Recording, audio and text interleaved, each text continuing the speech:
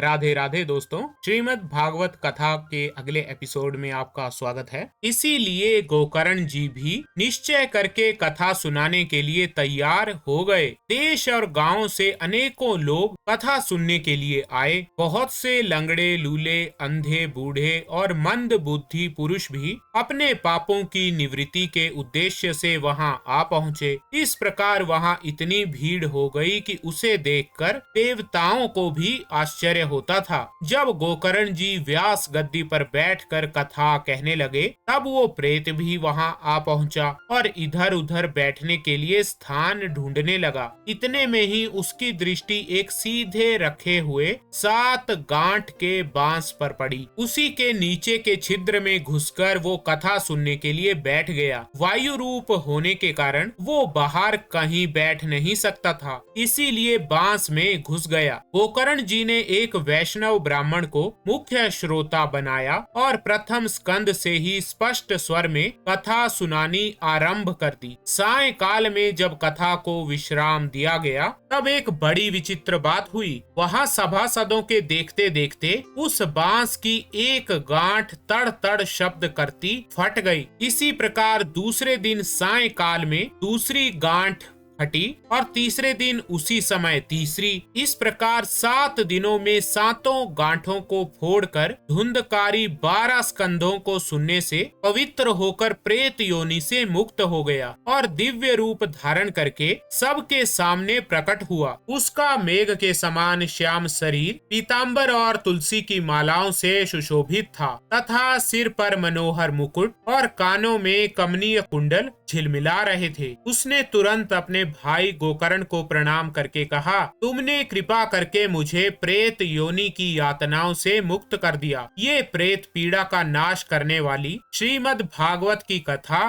धन्य है और श्री कृष्ण चंद्र के धाम की प्राप्ति कराने वाला इसका सप्ताह परायण भी धन्य है। जब सप्ताह श्रवण का योग लगता है, तब सब पाप थर्रा उठते हैं कि अब ये भागवत की कथा जल्द ही हमारा अंत कर देगी। जिस प्रकार आग गीली सूखी छोटी बड़ी सब तरह की लकड़ियों को जला डालती है, उसी प्रकार ये सप्ताह श्रवण मन वचन और कर्म द्वारा किए हुए नए पुराने छोटे बड़े सभी प्रकार के पापों को भस्म कर देता है। विद्वानों ने देवताओं की सभा में कहा है कि जो लोग इस भारतवर्ष में श्रीमद् भागवत की कथा नहीं सुनते, उनका जन्म वृथा ही है। भला मोह पूर्वक लालन पालन करके यदि इस अनित्य शरीर को बलवान बना भी लिया, तो भी श्रीमद् भागवत की कथा सुने बिना इससे क्या लाभ हुआ। अस्थियां ही इस शरीर के आधार स्तंभ हैं। नस नाड़ी रूप रस्सियों से ये बंधा हुआ है। ऊपर से इस पर मांस और रक्त थोपकर इसे चर्म से मढ़ दिया गया है। इसके प्रत्येक अंग से दुर्गंध आती है, क्योंकि है तो ये मलमूत्र का भांड ही।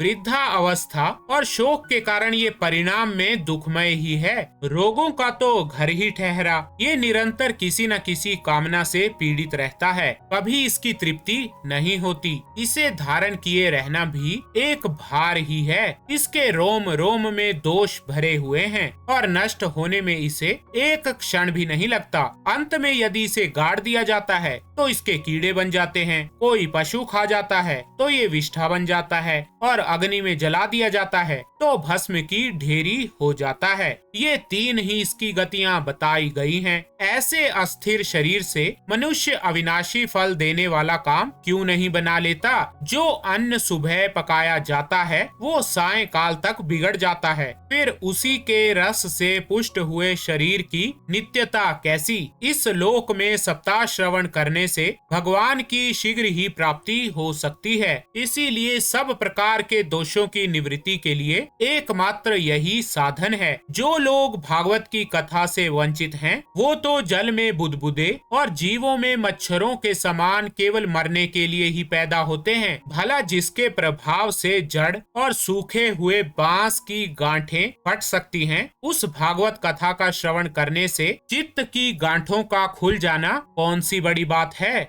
सप्ताह श्रवण करने से मनुष्य के हृदय की गांठ खुल जाती है, उसके समस्त संदेह छिन्न भिन्न हो जाते हैं और सारे कर्म क्षीण हो जाते हैं। ये भागवत कथा रूप तीर्थ संसार के कीचड़ को धोने में बड़ा ही पटु है। विद्वानों का कथन है कि जब ये हृदय में स्थित हो जाता है तब मनुष्य की मुक्ति निश्चित ही समझनी चाहिए। जिस समय धुंधकारी ये सब बातें कह रहा था तभी उसके लिए बैकुंठ पार्षदों के सहित एक विमान उतरा। उससे सब ओर मंडलाकार प्रकाश फैल रहा था। सब लोगों के सामने ही धुंधकारी उस विमान पर चढ़ गया। तब उस विमान पर आए हुए पार्षदों को देखकर उनसे गोकर्ण ने ये बात कही कि भगवान के प्रिय पार्षदों, यहाँ हमारे अनेकों शुद्ध हृदय श्रोतागण हैं। उन सब के लिए आप लोग एक साथ बहुत से विमान क्यों नहीं लाए? हम देखते हैं कि यहाँ सभी ने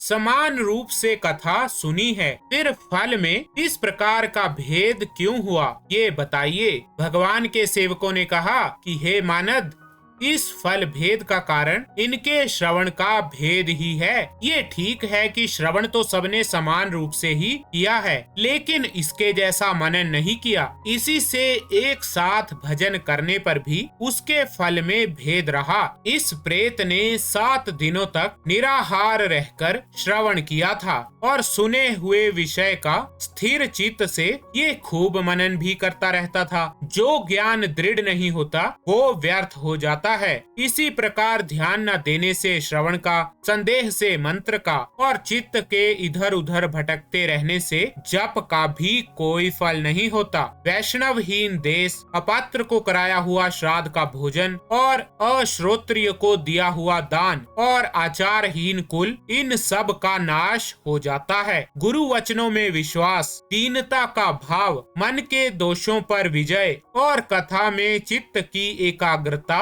इत्यादि नियमों का यदि पालन किया जाए तो श्रवण का यथार्थ फल मिलता है। यदि ये श्रोता फिर से श्रीमद् भागवत की कथा सुने तो निश्चय ही सबको बैकुंठ की प्राप्ति होगी। और गोकर्ण जी, आपको तो भगवान स्वयं आकर गोलोक धाम में ले जाएंगे। ऐसा कहकर वे सब पार्षद हरि कीर्तन करते वैकुंठ लोक को चले गए। श्रावण मास में गोकर्ण जी ने फिर उसी प्रकार सप्ताह क्रम से कथा कही और उन श्रोताओं ने उसे फिर सुना। नारद जी, इस कथा की समाप्ति पर जो कुछ हुआ वो सुनिए। वहाँ भक्तों से भरे हुए विमानों के साथ भगवान प्रकट हुए। सब ओर से खूब जय जयकार और नमस्कार की ध्वनियां होने लगी। भगवान स्वयं हर्षित होकर अपने पंचजन्य शंख की ध्वनि करने लगे और उन्होंने गोकर्ण को हृदय से लगाकर अपने ही समान बना लिया। उन्होंने क्षण भर में ही